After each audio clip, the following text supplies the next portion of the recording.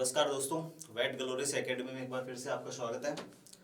पिछली क्लास में अपने सर्जरी की क्लास में अपने देखा था कि सर्जरी के लिए अपने को क्या क्या कंसिडरेशन करना पड़ेगा। कोई भी अगर एनिमल अपने पास में आता है तो अपन उसकी क्या क्या मॉनिटरिंग करते हैं, क्या क्या चीज़ें उसकी देखते हैं कि सर्जरी करने लायक है या सर्जरी करने लायक अभी नहीं है। तो उस हिसाब से अपने सर्जरी को डिवाइड भी किया था कि इमरजेंसी सर्जरी है या इलेक्टिव सर्जरी। इमरजेंसी सर्जरी है, इसका मतलब अपने को तुरंत करनी पड़ेगी, और इलेक्टिव सर्जरी ऐसी सर्जरी होती है जिनको अपन 1 या 2 दिन तक अपन उसको पोस्टपोन कर सकते हैं, 2-4 दिन तक भी पोस्टपोन कर सकते हैं। अपन उसको डिवाइडेशन किया था। इसके बाद अपन ने देखा था कि सर्जरी के अंदर जो इंस्ट्रूमेंट काम में आते हैं, इंस्ट्रूमेंटों का बिल्कुल क्लीन होना, मतलब स्टरलाइज होना बहुत आवश्यक होता है। तो अपन ने सारे इंस्ट्रूमेंटों को स्टरलाइज करने की विभिन्न तरह की मेथड जो थी वो अपन ने पढ़ी थी। आज अपने पास वेटनरी सर्जरी का एक सबसे इंपॉर्टेंट पार्ट है, अपने इंस्ट्रूमेंट भी स्टरलाइज कर लिए। अब अपने को एनिमल को सबसे इंपॉर्टेंट है कि कंट्रोल करना है, नियंत्रण करना है, एनिमल के ऊपर कंट्रोल करना है। एनिमल जो होता है वो बिल्कुल थोड़ा एग्रेसिव नेचर का होता है, काफ़ी उल्टा डुलता है। तो उस एनिमल को बिल्कुल शांत करना, उसको कूल करना, तभी अपन उसको कंट्रोल कर पाएंगे और उसके ऊपर कोई सर्जरी कर पाएंगे। तो इन्हीं चीज़ों के लिए अपन ध्यान में रखते हुए विभिन्न तरह के अपने पास एक जनरल टर्म आती है एनेस्थेशिया। तो सबसे पहले अपन एनेस्थेशिया को समझते हैं कि एनेस्थेशिया क्या होता है। एस्थेशिया जो होता है वो होता है संवेदना। तो संवेदना होती है, उसको एस्थेशिया बोलते हैं। तो एन एस्थेशिया, इसका मतलब संवेदनाहीन, मतलब संवेदना जो है। अब इसमें संवेदना अगर किसी भी एनिमल से या ह्यूमन से अगर संवेदना परमानेंट अगर गायब हो जाती है, कोई सेंसेशन नहीं है, तो इसका मतलब या एनिमल जो है या तो कोमा के अंदर है या फिर मर गया, संवेदनाहीन। तो एनेस्थेशिया को अपन कैसे बोलेंगे संवेदनाहीन है? तो ये एक ऐसा संवेदनाहीन कंडीशन है जिसको अपन बोलते हैं अस्थायी तौर से। मतलब जब तक ड्रग का इफेक्ट रहेगा, दवाई का जब तक इफेक्ट रहेगा तब तक वो संवेदनाहीन रहेगा, और जब दवाई का असर मिट जाएगा तो वापस उसके अंदर संवेदना आ जाएगी। तो अस्थायी तौर से संवेदनाहीन होने की कंडीशन को अपन बोलते हैं एनेस्थेशिया। मतलब रिवर्सिबल लॉस ऑफ सेंसेशन, संवेदनाओं का अस्थायी तौर से, संवेदनाओं का अस्थायी तौर से लुप्त होना, इस कंडीशन को बोलते हैं एनेस्थेशिया। तो ये एनेस्थेशिया की डेफिनेशन है। अब संवेदनाएं होती किस चीज से हैं एनिमल के अंदर या ह्यूमन के अंदर, किसी में भी जो संवेदनाएं होती हैं उनका सोर्स क्या होता है? तो उनका जो सोर्स होता है संवेदनाओं का, तो हमारे बॉडी के अंदर सबसे इंपॉर्टेंट तंत्रिका तंत्र होता है। तंत्रिका तंत्र के अंदर एक होता है सेंट्रल नर्व सिस्टम और एक होता है peripheral nerve system. Central nerve system जो होता है उसके अंदर अपना ब्रेन, सिर और स्पाइनल कॉर्ड, ये 2 ऑर्गन जो हैं ये सेंट्रल नर्व सिस्टम के पार्ट हैं।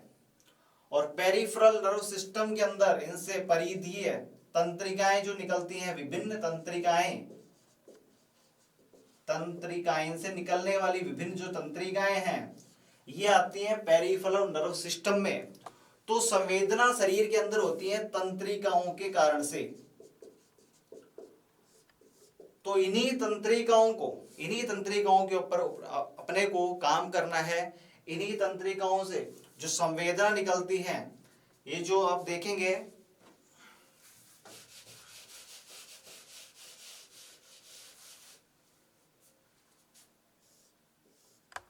ये ब्रेन है, मतलब सिर है, इससे ये निकलती मेडुला ऑब्लिंगेटा, और ये स्पाइनल कॉर्ड, और इस स्पाइनल कॉर्ड से विभिन्न तरह की तंत्रिकाएं निकलती हैं,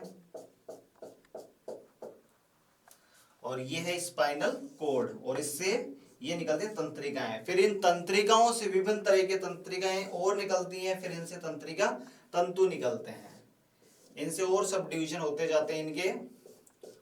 तो ये तंत्रिका तंतु हैं, तंत्रिका तंतु। तो इन्हीं तंत्रिकाओं के अगर अपन उनका जो संवेदनाएं जा रही हैं तंत्रिकाओं से यहाँ तक स्पाइनल कोड या ब्रेन तक, इन संवेदनाओं को, इस कंडक्शन को अपन ब्लॉक कर देते हैं, उसी कंडीशन को अपन एनेस्थेशिया बोलते हैं। अब इनको ब्लॉक करने के आधार पर विभिन्न तरह के एनेस्थेशिया होते हैं। लोकल एनेस्थेशिया होता है, एक जनरल एनेस्थेशिया होता है। इनको अपन डिटेल के अंदर अध्ययन करेंगे। तंत्रिकाएं भी जो बेसिकली जो होती है अपने पास में, दो तरह की तंत्रिकाएं होती हैं। एक तो संवेदी तंत्रिकाएं होती हैं, एक होती है मोटर या चालक तंत्रिका। तो संवेदी तंत्रिका वो होती है जो सूचनाओं को अंग से सिर या अंग से, किसी भी अंग से सिर या स्पाइनल कोड तक लेके जाते सूचनाओं को। और मोटर या चालक तंत्रिकाएं ब्रेन से स्पाइनल कोड से जो सूचनाएं होती हैं इनको वापस ऑर्गन तक लेकर के आती हैं। जैसे आप कोई भी अगर किसी ऑर्गन के ऊपर आप पिन चुबाते हैं, तो पिन चुबाना एक तरह की क्रिया हो गई। तो वहां से सूचनाएं, जो संवेदी तंत्रिकाएं हैं, इस सूचना को लेकर के ब्रेन या स्पाइनल कोड तक जाएंगी। फिर ये स्पाइनल कोड आपको एक्शन के लिए बोलेगा कि आपको वहां से हाथ को हटाना है। तो वो जो सूचना यहाँ से जो लेकर के जाएगी वो होगी चालक तंत्रिका। तो दो तरह की इंपॉर्टेंट तंत्रिका होती है, संवेदी तंत्रिका और चालक तंत्रिका। ठीक है, ये थोड़ा सा बेसिस आपको बताया है कैसे फंक्शनिंग होगी एनेस्थेशिया की। तो ये कोई भी नर्व जो होती है इसके ये जो कंडक्शन करती है, सूचनाओं का आदान प्रदान जो यूनिट होती है वो तंत्रिका होती है। तो अपने को इन्हीं जो कंडक्शन जो हो रहा है, सूचनाओं का आदान प्रदान हो रहा है, इसी आदान प्रदान को अपन रोकेंगे तो अपने को या एनिमल को सर्जरी करते समय कोई भी आइडिया नहीं रहेगा, उसको दर्द नहीं होगा। आप कोई चीरा लगाएंगे तो उसको बिल्कुल कोई दर्द नहीं होगा, वो बेहोश भी हो सकता है। तो अब उस कंडीशन के आधार पर विभिन्न तरह के एनेस्थेशिया होते हैं, तो उनको अपन एक एक अपन बढ़ेंगे आगे।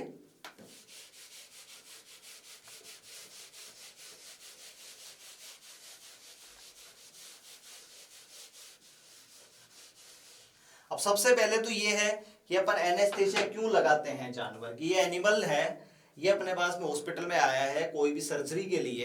जैसे मान लो इसका सींग काटना है या इसकी रूमेनोटोमी करनी है, तो किसी भी सर्जरी के लिए अपने पास में अगर आता है तो ये एनिमल जो है, इसके पेन हो सकता है, इसके दर्द हो रहा होगा या बिल्कुल एग्रेसिव हो सकता है ये। तो इस एनिमल को अपने को शांत करने के लिए अपने को उसको कुछ ड्रग लगानी पड़ेगी, उसके बाद में उसको बेहोश करने के लिए अपने को कोई ड्रग लगानी पड़ेगी। तो इसी बेसिस के ऊपर विभिन्न तरह के एनेस्थेशिया होते हैं।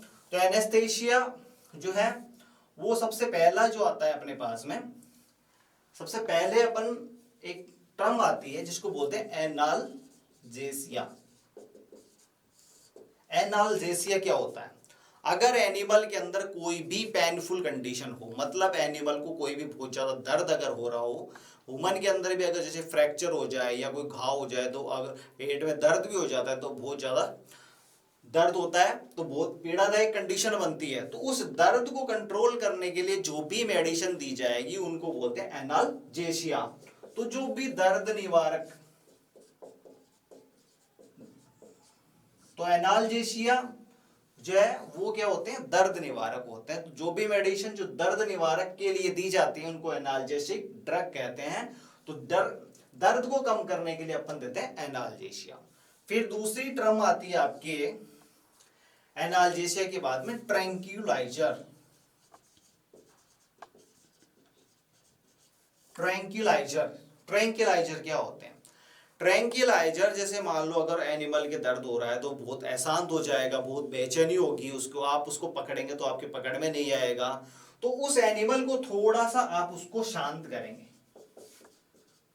शांत करने के लिए, उसको शांत मतलब काम करने के लिए थोड़ा सा उसको हल्का सा जो मेडिसिन देंगे उसे थोड़ा सा डिप्रेशन के अंदर आएगा, उसकी जो भी क्रियाएं वो थोड़ी सी डिप्रेस्ड हो जाएंगी। तो माइल्ड डिप्रेशन की कंडीशन आएगी, इससे माइल्ड डिप्रेशन। तो ट्रैंक्विलाइजर जो अप्लाई किए जाते हैं वो क्यों किए जाते हैं? एक तो एनिमल को शांत करने के लिए, कूल कर देता है एनिमल को, एनिमल बिल्कुल शांत हो जाएगा। जो आपको उसको पकड़ना है, उसको बांधना है या उसको लिटाना है, ये क्रियाएं जो हैं वो आसान हो जाएंगी। तो इसलिए अपन ट्रैंक्विलाइजर देते हैं। जैसे कई बार एनिमल को, जो जंगली जो जानवर होते हैं उनको भी अपने पकड़ने के लिए, कुछ कोई एनिमल बहुत तेज भाग रहा है तो उसको अपन डार्ट गन से अपन उसको ट्रैंक्विलाइज कर सकते हैं। तो जंगली जानवरों को पकड़ने के लिए भी अपन ट्रैंक्विलाइजर का उपयोग करते हैं। तो इसलिए एनिमल शांत हो जाता है, भागेगा नहीं, तो आप उसको इजीली आप उसको पकड़ सकते हैं, लिटा सकते हैं, तो थोड़ा शांत हो जाएगा। ये कंडीशन है ट्रैंक्विलाइजर की। तो ट्रैंक्विलाइजर ऐसी मेडिसिन होती है जो एनिमल को शांत कर देंगी, थोड़ा सा डिप्रेस कर देंगी, मतलब उसको उत्तेजित अवस्था से अनुत्तेजित, थोड़ा सा अनुत्तेजित कर देंगी उसको। तो ये होंगी ट्रैंक्विलाइजर। फिर ट्रैंक्विलाइजर से के बाद में आता है आपका सेडेटिव। सेडेटिव तो ये क्या करते हैं? इसमें हुआ माइल्ड डिप्रेशन, तो इसमें होगा माइल्ड से थोड़ा ज्यादा, माइल्ड से थोड़ा ज्यादा मतलब मॉडरेट, माइल्ड से होगा मॉडरेट डिप्रेशन। इस कंडीशन में, सेडेटिव की कंडीशन के अंदर एनिमल ज्यादा ही मतलब अनुत्तेजित हो जाता है, थोड़ा ज्यादा शांत हो जाएगा, ज्यादा शांत। यहां थोड़ा शांत होता है एनिमल और यहां पर ज्यादा शांत हो जाएगा, ज्यादा शांत या कूल या काम। तो सेडेटिव इसके बाद की कंडीशन है। अगर मेडिसिन आपने ज्यादा लगा दी तो एनिमल जो है सेडेशन की कंडीशन के अंदर चला जाता है, सीडेशन। ट्रैंक्विलाइजर या इस ट्रैंक्विलाइजर तो मेडिसिन होगी, और ट्रैंक्विलाइजेशन प्रोसेस, प्रोसेस होगी उसको बोलते हैं ट्रैंक्विलाइजेशन, और ये जो कंडीशन होगी इसको बोलते हैं सेडेशन। सेडेशन, तो सेडेशन की कंडीशन के अंदर एनिमल जो है वो ज्यादा शांत हो जाएगा और बहुत ज्यादा डिप्रेस्ड हो जाएगा, कुछ ज्यादा ही डिप्रेस्ड हो जाएगा, बेहोश नहीं होगा एनिमल। ये ध्यान रखें, सेडेटिव की कंडीशन में भी एनिमल जो है बेहोश नहीं होगा, उसको हर चीज का पता रहेगा, लेकिन वो बिल्कुल शांत हो जाएगा।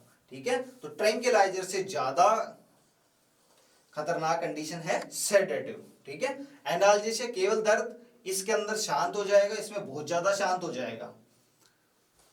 इसके बाद सेडेटिव के बाद में अपने जो कंडीशन आएगी एनिमल की, वो एक कंडीशन है हिप्नोटिक। अब हिप्नोटिक मेडिसिन हो जाएगी और हिप्नोसिस कंडीशन हो जाएगी, हिप्नोसिस। इसके अंदर क्या होगा कि अगर आपने मेडिसिन जो है काम में ली है वो ज्यादा ही दे दिया आपने, तो इस हिप्नोसिस की कंडीशन के अंदर एनिमल को नींद आने लग जाएगी, बेहोश नहीं होगा, लेकिन उसको नॉर्मल जो सामान्य नींद की कंडीशन आने लग जाएगी, सामान्य नींद। एक तो नॉर्मल अपन सोते ही है, अब मेडिसिन से आपने किया है तो इस तरह से एक तरह की क्या है, कृत्रिम, आर्टिफिशियली इंड्यूस्ड, कृत्रिम रूप से, कृत्रिम और सामान्य नींद है। सामान्य नींद आएगी इसके अंदर, ऐसा नहीं कि बहुत ज्यादा सो गया एनिमल, केवल सामान्य तौर से उसको केवल नींद आएगी, बेहोश नहीं होगा। फिर इसके बाद कंडीशन आती है नार्कोटिक। नार्कोटिक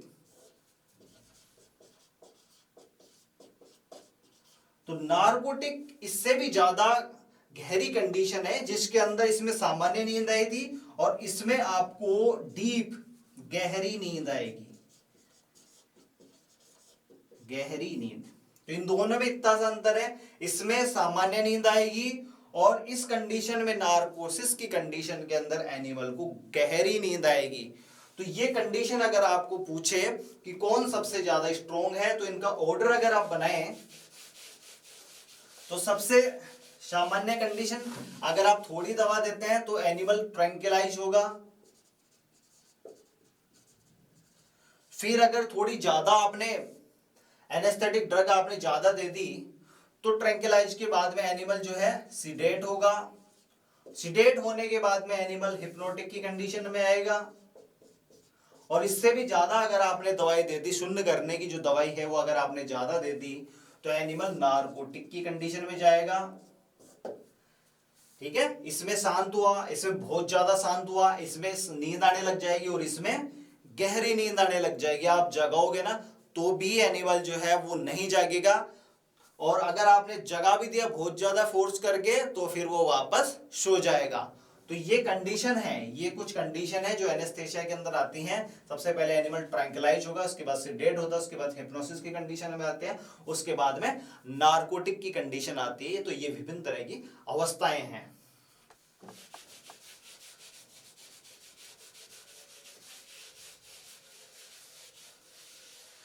अब ये कंडीशन होने के बाद में अपने पास में आता है एनेस्थेसिया। तो एनेस्थेसिया भी जो होता है वो अपने पास में मुख्यतः दो तरीके का होता है एनेस्थेसिया। एक तो होता है local anaesthesia, local anaesthesia, local anaesthesia, और एक होगा अपने पास में जनरल, जनरल, जनरल एनेस्थेसिया या सामान्य एनेस्थेसिया। तो इन दोनों टाइप के एनेस्थेसिया में क्या अंतर, ये बहुत इंपॉर्टेंट क्वेश्चन बनता है इसके अंदर, जनरल एनेस्थेसिया और लोकल एनेस्थेसिया के अंदर। तो जनरल एनेस्थेसिया की कंडीशन में तो क्या होगा कि एनिमल पूरा का पूरा बेहोश हो जाएगा, पूरा एनिमल जो है बेहोश हो जाएगा, पूरा जानवर बेहोश हो जाएगा, बेहोश हो जाएगा। और लोकल, इसका नाम ही है लोकल, इसका मतलब जहां पर आप एनेस्थेसिया लगाएंगे, जिस जगह पर लगाएंगे या जिस रीजन में लगाएंगे, वो रीजन जो है, वो एरिया जो है, केवल वो एरिया विशेष या वो अंग विशेष या वो जो क्षेत्र विशेष है, केवल वो ही एनेस्थेसिया होगा। केवल उसी ऑर्गन में आप चीरा लगाएंगे, उसी पार्ट के ऊपर अगर आप चीरा लगाएंगे, ऑपरेशन करेंगे, तो वो एनिमल जो है उसको दर्द नहीं होगा, केवल उसी एरिया के अंदर। बाकी जो एनिमल का दूसरा एरिया है उसमें संवेदना रहेगी, आप उसको टच करेंगे तो उसको पता पड़ेगा कि मेरे को टच किया है, उसके ऊपर मक्खी बैठेगी, मच्छर बैठेगी, तो भी उसको पता पड़ता है लोकल एनेस्थेसिया के अंदर। तो लोकल एनेस्थेसिया में जिस जगह पर आप ऑपरेशन कर रहे हैं उस जगह पर ही आप एनेस्थेसिया लगाते हैं। अंग विशेष, अंग विशेष या क्षेत्र विशेष ही सुन्न होगा, इसमें पूरा एनिमल जो है वो बेहोश हो जाएगा, उसको बिल्कुल पता नहीं पड़ेगा आप खड़े हो, बैठे हो या सर्जरी करो, उसको बिल्कुल आइडिया नहीं रहेगा, बिल्कुल पता नहीं पड़ेगा। लेकिन लोकल एनेस्थेसिया में एनिमल बिल्कुल जगता रहेगा, वो देखता भी रहेगा, उसको सब पता रहेगा, लेकिन जो ऑपरेशन हो रहा है वो जगह उसकी सुन्न हो जाएगी। तो वो ऑपरेशन की जगह केवल सुन्न होती है, बाकी दूसरा एरिया जो है उसको बिल्कुल आइडिया रहता है। तो आप केवल एक अंग विशेष या एक क्षेत्र विशेष को ही आप वहां पर एनेस्थेसिया लगाएंगे तो वो ही एरिया जो है उसका सुन्न होगा, इसमें पूरा का पूरा जानवर जो है वो सुन्न हो जाएगा। इसके अंदर मुख्यतः जनरल एनेस्थेसिया के अंदर मुख्यतः central nerve system, central nerve system मतलब केंद्रीय तंत्रिका तंत्र प्रभावित होता है। सेंट्रल केंद्रीय तंत्रिका तंत्र, केंद्रीय तंत्रिका तंत्र में ब्रेन आता है और एक अपनी स्पाइनल कोड, ये दो भाग आते हैं, वो अफेक्ट होते हैं। इन्हीं दो भागों पर अगर अफेक्ट होता है तो एनिमल बिल्कुल बेहोश हो जाता है। तो इसमें सेंट्रल नर्व सिस्टम जो है वो अफेक्ट होगा, और लोकल के अंदर केवल जो तंत्रिका जो तंतु निकलते हैं, आपको बताया था किसी भी ऑर्गन के अंदर, जैसे मान लो ये ऑर्गन है या स्किन जो है, यहाँ पर जो तंत्रिका तंतु जो आ रहे हैं, केवल ये तंत्रिका तंतु या फिर ये जो तंत्रिका विशेष जो है केवल वो ही अफेक्ट होती है। तंत्रिका तंतु या मुख्य जो भी तंत्रिका उस ऑर्गन को सप्लाई कर रही है, केवल वो तंत्रिका ही अफेक्ट होगी। तो तंत्रिका या तंत्रिका तंतु प्रभावित होते हैं, प्रभावित होते हैं। ये मुख्य डिफरेंस है दोनों के अंदर। और जनरल एनेस्थेशिया का जो देने का तरीका होता है, क्योंकि पूरा एनिमल सुन्न होगा, इसका मतलब एनेस्थेशिया पूरे शरीर में जाना जरूरी होता है। तो पूरे शरीर में कैसे जाएगा एनेस्थेशिया, तो वो उसके लिए सबसे बेस्ट मेथड होता है इंट्रावीनस, या तो इंजेक्शन जो है, जो शून्य करने की दवाई है, वो आप वेन के अंदर लगाएं तो ब्लड के थ्रू पूरे शरीर के अंदर चली जाएगी, या फिर आप उसको श्वास के थ्रू आप देंगे तो फेफड़ों से जाकर के पूरे, जिस तरह से ऑक्सीजन सप्लाई होती है पूरे शरीर को, उस तरह से वो एनेस्थेटिक जो ड्रग है जो गैस के रूप में होती है वो भी आपके पूरे शरीर में चली जाएगी। तो ये मुख्यतः इंट्रावीनस या फिर इनहेलेशन, मतलब श्वास के साथ, श्वास के साथ, ये तरीके हैं जनरल एनेस्थेशिया को देने के, इंट्रावीनस और श्वास के साथ। आप दो मेथड होती है इसको देने की। और लोकल एनेस्थेशिया जो होता है, आप लोकल एनेस्थेशिया को अपन अलग अलग कंडीशन में, अलग काफी इसके प्रकार हैं, उन प्रकारों के अंदर अपन पढ़ेंगे कि लोकल एनेस्थेशिया एपिड्यूरल भी दिया जाता है, सबक्यूटेनियस भी दिया जाता है, इंट्रामस्कुलर भी दिया जाता है, इंट्रावीनस भी दिया जाता है, इंट्रासाइनोवियल भी दिया जाता है। तो अलग अलग साइट है इसकी, तो अलग अलग तरीकों से दिया जा सकता है लोकल एनेस्थेशिया। लेकिन जनरल एनेस्थेशिया जो है वो मुख्यतः इंट्रावीनस और श्वास के साथ आपको भाप के रूप में दिया जाता है। तो ये दो मुख्य एनेस्थेशिया होते हैं, एक तो होता है लोकल एनेस्थेशिया होता है और एक आपका जनरल एनेस्थेशिया होता है।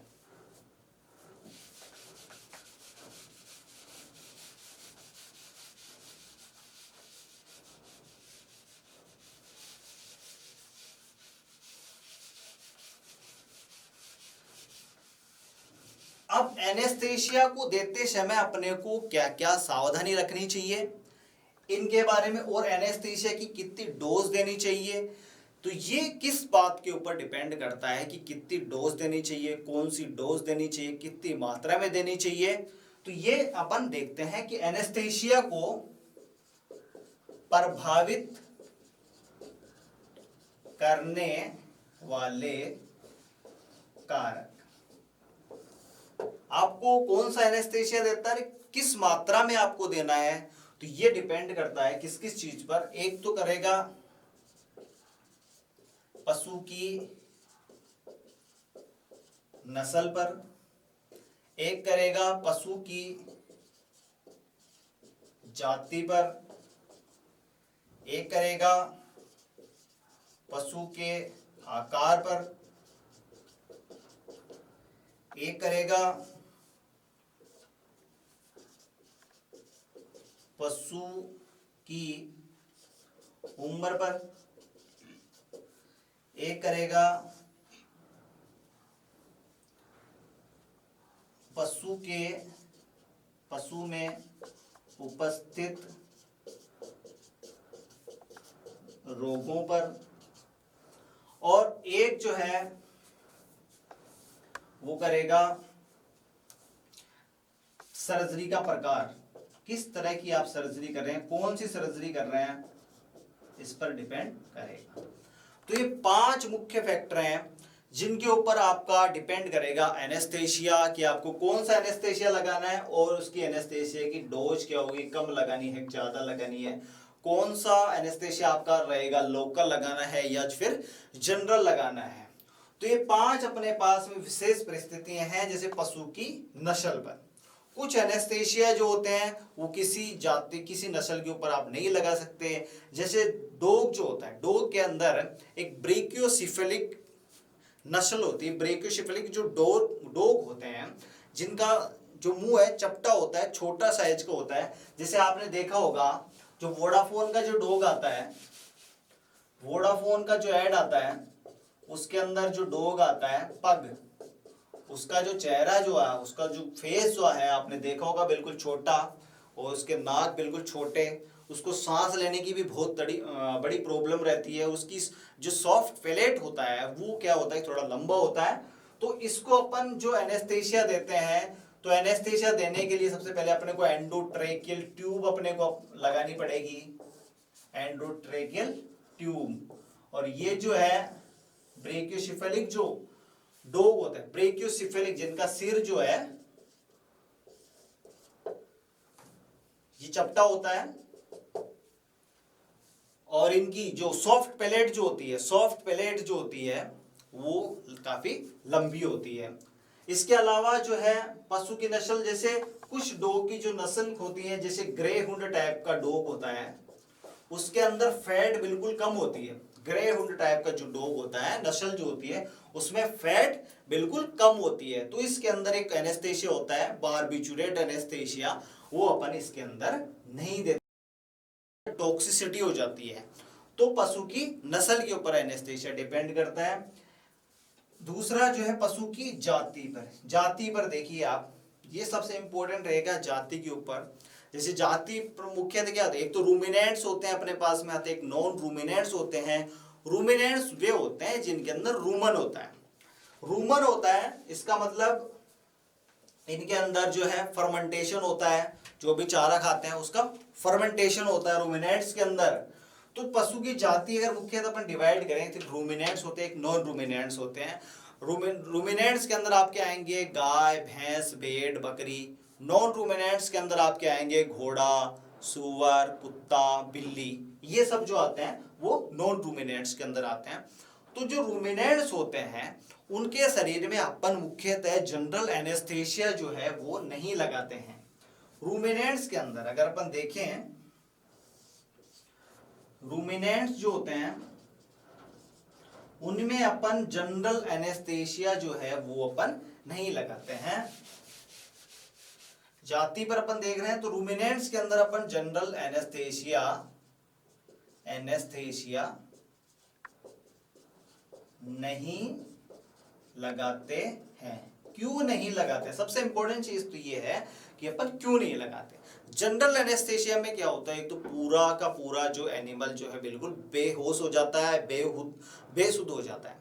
तो अपन एनिमल को, जैसे आपने एनिमल को पटक दिया, अब एनिमल को अपने पटक दिया, एनिमल के क्या होते हैं, रूमिनेंट्स की क्या होती है, गैस बनती है पेट के अंदर, मेथेन गैस बनती है, मेथेन गैस को बाहर निकालते हैं।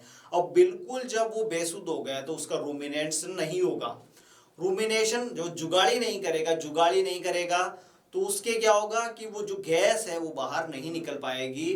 तो वो गैस बाहर नहीं निकलेगी, एनिमल बिल्कुल बेसुध है, तो एनिमल के ब्लड बहुत ज्यादा आफर आ जाएगा और उससे एनिमल की मृत्यु हो सकती है।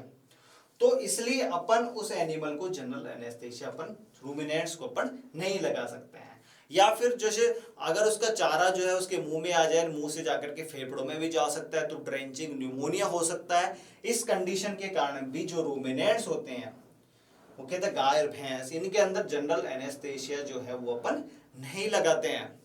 और जो छोटे जानवर जैसे कुत्ता है, बिल्ली है, इनके अंदर मुख्यतः अपन जनरल एनेस्थेशिया ही लगाते हैं। कुत्ते, डॉग और कैट के अंदर जनरल एनेस्थेशिया लगाते हैं अपन। डॉग और कैट में जनरल एनेस्थेशिया, मुख्यतः जनरल एनेस्थेशिया ही अपन लगाते हैं। पूरे एनिमल को बेशुद्ध करना पड़ता है अपने को, जबकि रूमिनेंट्स को अपने को पूरा उसका बॉडी, आप देखिए बॉडी भी कितना बड़ा साइज का होता है, तो जिस ऑर्गन विशेष पर आपको सर्जरी करनी है केवल उसका वही एरिया आप शून्य कर देंगे तो वो ज्यादा बेहतर रहेगा बजाय जनरल एनेस्थेशिया के। और जनरल एनेस्थेशिया आपने लगा दिया, फिर जनरल एनेस्थेशिया से एनिमल को रिकवर होने में भी बहुत ज्यादा टाइम लगेगा। अब वो जैसे एनेस्थेशिया का इफेक्ट कम होगा, एनिमल खड़ा होने की कोशिश करेगा, वो वापस गिर सकता है, तो उसके कोई फ्रैक्चर वगैरह भी हो सकता है। तो इसलिए अपन रूमिनेंट्स के अंदर अपन 99% के अंदर जो है अपन जनरल एनेस्थेशिया जो है वो नहीं लगाते। जनरल एनेस्थेशिया मतलब एनिमल को पूरा अपन बेहोश नहीं करते हैं। जिस अंग की आपको सर्जरी करनी है, केवल उस अंग विशेष को या उस क्षेत्र विशेष को ही आपको शून्य कर देना सबसे उपयुक्त रहता है। और जो छोटे हैं जैसे डॉग है, कैट है, इनके अंदर शरीर का आकार भी काफी छोटा होता है, तो आप उसको पूरे को आप बेशुद्ध कर दें, वो ज्यादा बेहतर होता है। तो जनरल एनेस्थेशिया का देखा अपन, इसको एनेस्थेशिया के कारक देखे आपने, एक तो नस्ल है, एक उसकी जाति है, एक आकार है। आकार आपको यही आकार में भी इश्यू आ सकता है, जैसे बड़ा अगर जानवर है तो उसका कोई विशेष जो अंग या इसका जो ऑर्गन है या उसका जो कोई विशेष क्षेत्र जहां पर आप सर्जरी कर रहे हैं, केवल उसी पार्ट को आप एनेस्थेटाइज कर दो।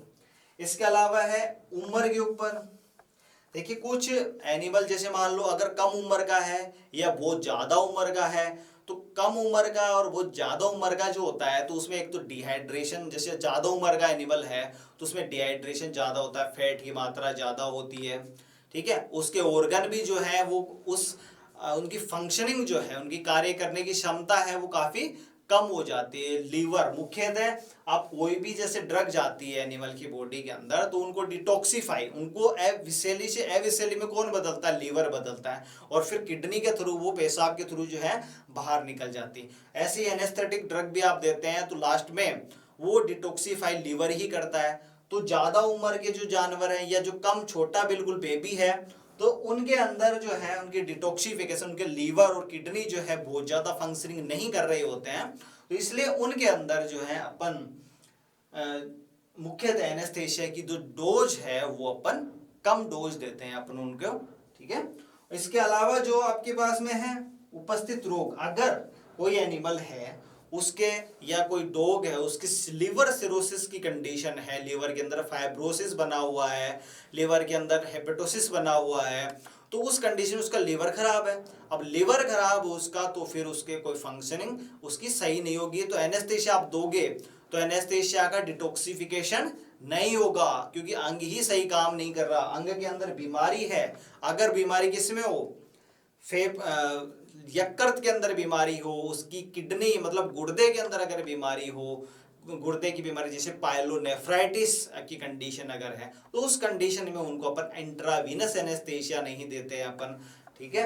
और अगर फेफड़े की कोई बीमारी है, किसी के निमोनिया हो रखा है या फेफड़ों का कैंसर है, फेफड़ों के अंदर जो भी बीमारी अगर कोई होती है तो उसको श्वास से देने वाला जो एनेस्थेशिया है, श्वास से अपन जब पढ़ेंगे बाद में, जो जनरल एनेस्थेशिया का तरीका होता है श्वास से देते हैं अपन कुछ। तो अगर फेफड़ों के अंदर कोई बीमारी है तो अपन श्वास वाली जो एनेस्थेटिक ड्रग है वो उसको अपन नहीं देते हैं। तो अगर एनिमल के शरीर में कोई रोग है, और रोग भी मुख्यतः किसका, लीवर का, किडनी का और फेफड़ों का, तो अपन उसको जो डोज है या तो बहुत कम देते हैं या फिर डोज का तरीका जो है वो जो भी सुटेबल तरीका होता है उससे अपन करते हैं। तो एक है सर्जरी का प्रकार, सर्जरी के प्रकार के ऊपर एनेस्थेसिया की डोज जो है या कौन से टाइप का एनेस्थेसिया जो है वो लगाना चाहिए नहीं लगाना चाहिए, इसके ये भी डिपेंड करता है सर्जरी के प्रकार के ऊपर। जब सर्जरी जैसे एक सिजेरियन सर्जरी होती है जिसके अंदर नॉर्मल अगर डिलीवरी नहीं हो पाती फिटस की तो अपन उसका पेट चीर करके उसके गर्भाशय से अपन बच्चे बाहर निकालते हैं, तो वो सिजेरियन सर्जरी होती है। तो सिजेरियन सर्जरी के अंदर अगर अपन बारबिचुरेट एनेस्थेशिया, बारबिचुरेट बहुत इंपॉर्टेंट एनेस्थेशिया होते हैं, जनरल एनेस्थेशिया होते हैं, तो अगर बारबिचुरेट एनेस्थेशिया अगर अपन लगाते हैं इंट्रावीनसली, तो बारबिचुरेट एनेस्थेशिया लगाते हैं तो उससे साइड इफेक्ट आता है कि जो बच्चे जो गर्भाशय के अंदर हैं उन बच्चों में सांस लेने में, सांस के अंदर दिक्कत आती है, तो उसके अंदर रेस्पिरेटरी फेलियर होकर बच्चे जो हैं, जो फीटस जो है वो अंदर ही अंदर मर सकते हैं। तो अपन सिजेरियन सर्जरी के अंदर बारबिचुरेट एनेस्थेशिया अपन काम में नहीं लेते हैं। तो इस तरह से सर्जरी का कोई किस टाइप की सर्जरी है इसके ऊपर भी डिपेंड करता है कि एनेस्थेशिया अपने को कौन सा काम में लेना है। और एक इसी के साथ जो है ये भी डिपेंड करता है कि सर्जरी में टाइम कितना लगेगा, सर्जरी की अवधि जो है कि सर्जरी करने में अपने को टाइम कितना लगेगा, अपने को सर्जरी जो है एक तो 5-10 मिनट में ही हो जाए, 10 से 15 मिनट में हो जाए, 20 से 30 मिनट में हो जाए। तो अगर छोटे टाइम की सर्जरी है तो उसमें अलग एनेस्थेशिया काम में लेना पड़ेगा जो कि शॉर्ट एक्टिंग होगा या अल्ट्रा शॉर्ट एक्टिंग होगा। और अगर लंबे टाइम की जो सर्जरी है उसमें आपको लॉन्ग एक्टिंग एनेस्थेशिया काम में लेना पड़ेगा। और एग्जांपल जो है अगर आप ये देखें कि एक तो बारबिचुरेट एनेस्थेशिया जो है जनरल एनेस्थेशिया होते हैं, उसके टाइप होते हैं, जैसे एक तो थायोपेंटोन जो होता है, थायोपेंटोन होता है, एक पेंटो बारबिटोल होता है। तो थायोपेंटोन जो है ये शॉर्ट एक्टिंग या अल्ट्रा शॉर्ट एक्टिंग एनेस्थेशिया है। अल्ट्रा शॉर्ट मतलब शॉर्ट से भी कम, मतलब इसका इफेक्ट जो है 5-10 मिनट तक ही रहेगा। तो तो थायोपेंटोन जो है, अगर छोटे टाइम की सर्जरी, बिल्कुल छोटे टाइम की सर्जरी है तो अपन थायोपेंटोन सोडियम काम में लेंगे, और अगर लंबे टाइम की मतलब 15 से 20 मिनट की सर्जरी है तो अपन पेंटोबार्बिचुरेट एनेस्थेसिया अपन काम में लेंगे। तो इस तरह से ये विभिन्न फैक्टर हैं जो एनेस्थेसिया की डोज और एनेस्थेसिया के टाइप और एनेस्थेसिया को देने का तरीका इनको प्रभावित करते हैं। तो ये एनेस्थेसिया के बारे में आपको एक जनरल बताया। अब कुछ एनेस्थेसिया जो होते हैं और कुछ जनरल टर्मिनोलॉजी और है छोटी सी।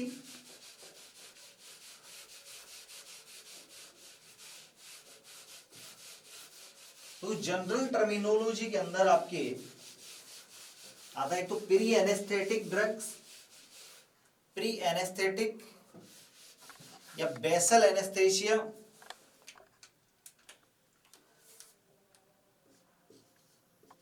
Basal anaesthesia. बेसल मतलब ये बेस है, और मुख्यतः बेसल एनेस्थेसिया जो है वो जनरल एनेस्थेसिया लगाने से पहले लगाए जाते हैं। वो तो पहले लगाए जाते हैं, मेनली कब लगाए जाते हैं? एनेस्थेसिया, जनरल एनेस्थेसिया लगाने से पहले। तो एक बेस का काम करते हैं, एक बेस का काम करते हैं जनरल एनेस्थेसिया के लिए। जनरल एनेस्थेसिया में बेस का काम करते हैं ये, और मुख्यतः इसमें बेसल एनेस्थेसिया जो होते हैं जनरल एनेस्थेसिया लगाने से पहले लगाए जाते हैं, कि पहले लगाए जाते हैं। मतलब प्री एनेस्थेटिक ड्रग्स होती हैं ये, मुख्यतः बेसल एनेस्थेसिया में कौन सी होती हैं? प्री एनेस्थेटिक, मतलब एनेस्थेसिया लगाने से पहले, मतलब एनेस्थेसिया लगाना आपका आसान हो जाए। कुछ ऐसे एनेस्थेसिया होते हैं, एनेस्थेसिया लगाते टाइम में अगर एनिमल बहुत ज्यादा हड़बड़ाहट करता है या आप उसमें एनेस्थेसिया लगा ही नहीं पाते हैं तो उसको थोड़ा काम करते हैं। क्या एनेस्थेसिया का कोई साइड इफेक्ट होता है, उसको कम करने के लिए आप कोई ड्रग लगाते हैं प्री एनेस्थेटिक एनेस्थेसिया लगाने से पहले, उनको उस प्रोसेस को अपन बोलते हैं बेसल एनेस्थेसिया। और बेसल एनेस्थेसिया में मुख्यतः जो ड्रग्स काम में आते हैं उनको बोलते हैं प्री एनेस्थेटिक ड्रग। तो इनका काम क्या होता है कि एनेस्थेसिया लगाने से पहले, जनरल एनेस्थेसिया लगाने से पहले जो ड्रग्स एनिमल्स को लगाई जाती हैं, ताकि एनिमल में जनरल एनेस्थेसिया लगाना आसान हो जाए, एनिमल कोऑपरेट करने लग जाए, आपको सहयोग करने लग जाए, एनिमल कुछ शांत हो जाए, ताकि आप इजीली एनेस्थेसिया आप उसमें लगा सकें। तो वो जो प्रोसेस है उसको बेसल एनेस्थेसिया कहते हैं, और इसमें ड्रग्स आती हैं उनको बोलते हैं प्री एनेस्थेटिक ड्रग। जैसे एट्रोपिन अगर आप लगाते हैं या एसिप्रोमेजिन लगाते हैं, तो ये क्यों लगाते हैं? जैसे अगर एनिमल के आप जनरल एनेस्थेसिया लगाते हैं, जनरल एनेस्थेसिया मुख्यतः डॉग्स और कैट के अंदर लगाते हैं अपन, जानवरों के अंदर, तो उसको लगाने से अगर जनरल एनेस्थेसिया अगर अपन लगाते हैं तो एनिमल हो सकता है आपको वोमिट करने लग जाए, और एनिमल जो है उस टांग जो अपने हाथ पैर बहुत ज्यादा हिलाने लग जाता है अपन, ठीक है, तो और वोमिटिंग करने लग जाता है, एनिमल की बहुत ज्यादा लार निकलने लग जाती है, हर तरह का सिक्रेशन होने लग जाता है, एनिमल इरिटेटिंग हो जाता है। तो उसको कम करने के लिए आप उसमें पेरी एनेस्थेटिक ड्रग लगाते हैं, जैसे एट्रोपिन सल्फेट लगाते हैं या एसिप्रोमेजिन लगाते हैं। ये क्या करती हैं? एक तो उल्टी को रोकती हैं, इसी तरह से एट्रोपिन जो है, जैसे लार का स्रावण जो होता है बहुत ज्यादा, अगर एनिमल को एनेस्थेसिया पर लगाते हैं पूर्णतः बेहोशी की कंडीशन में है और उसमें लार निकल रही है, और अगर लार जो है वो अगर एनिमल के शरीर में चली जाए या अगर बहुत ज्यादा लार निकलती है तो उसमें डिहाइड्रेशन भी हो सकता है और ड्रेंचिंग भी हो सकती है। तो उन कंडीशन को कम करने के लिए अपन प्री एनेस्थेटिक ड्रग लगाते हैं, और प्री एनेस्थेटिक के एग्जाम्पल जो है आपको बताए एट्रोपिन और एसिप्रोमेजिन। तो ये दो आपके एग्जाम्पल हो गए इसके प्री एनेस्थेटिक ड्रग के। इसके अलावा जो एक और जो जनरल टर्मिनोलॉजी काम में आती है वो है आपकी बैलेंस्ड एनेस्थेसिया। जो बैलेंस्ड एनेस्थेसिया जो है, बैलेंस्ड एनेस्थेसिया, तो बैलेंस्ड एनेस्थीसिया भी एक तरह का क्या है, जनरल एनेस्थीसिया है। सबसे इंपॉर्टेंट चीज इससे क्या है कि बैलेंस्ड एनेस्थीसिया कौन सी कंडीशन में होता है, जब आप जनरल एनेस्थीसिया लगाते हैं। अब बैलेंस्ड एनेस्थीसिया की एक खास बात है कि जो बैलेंस्ड एनेस्थीसिया जो होता है, बैलेंस्ड एनेस्थीसिया होता है उसमें कोई एक एनेस्थीसिया, एक ड्रग अपन काम में नहीं लेते, मतलब इसमें मिक्सर काम में लेते हैं, एक या एक से ज्यादा जो मेडिसिन जो होती हैं जो एनिमल को एनेस्थीसिया में काम में आती हैं, तो मिक्सर होता है उसके अंदर, कोई भी एक ड्रग नहीं होती है। तो इसमें क्या होता है कि मिक्सर होता है, ये मिक्सर, या इसको अपन बोलते हैं एक से ज्यादा, एक से ज्यादा। और ये क्यों काम में लेते हैं अपन, क्योंकि कोई भी एनेस्थेटिक ड्रग जो होती है उसका इफेक्ट इतना प्रभावी नहीं होता है कि अपने को पूर्णतः एनेस्थेसिया मिल जाए। एनेस्थेसिया आप ऑपरेशन अगर आप करते हैं तो कोई भी ऑपरेशन के अंदर आपको तीन खास बात चाहिए कि वो परिस्थिति आपको मिले। एक तो अनकॉन्शियस रहे एनिमल, अनकॉन्शियस मतलब संवेदनाहीन, एक दर्द रहित, और एक होती है मसल रिलैक्सेंट, मसल रिलैक्सेंट मतलब मांसपेशियों में शिथिलता, मांसपेशियों में शिथिलता, ये कंडीशन, संवेदनाहीन, दर्द रहित और मसल। तो कोई भी एक जो ड्रग, ये कंडीशन आपको चाहिए। और अपने पास में कोई भी एक ड्रग जो होती है उसका इफेक्ट ऐसा नहीं होता कि उसमें संवेदना भी कम हो जाए, दर्द भी कम हो जाए और मसल्स भी रिलैक्स हो जाए, मतलब मांसपेशियों में शिथिलता।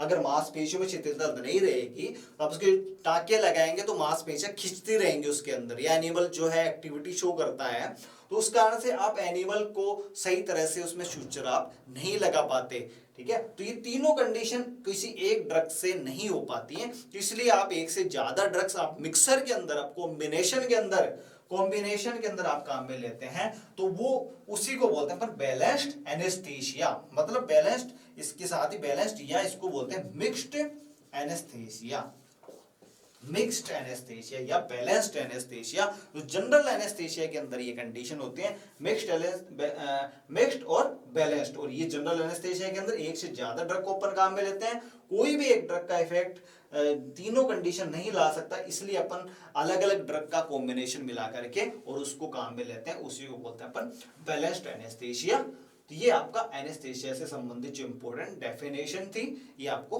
बताई।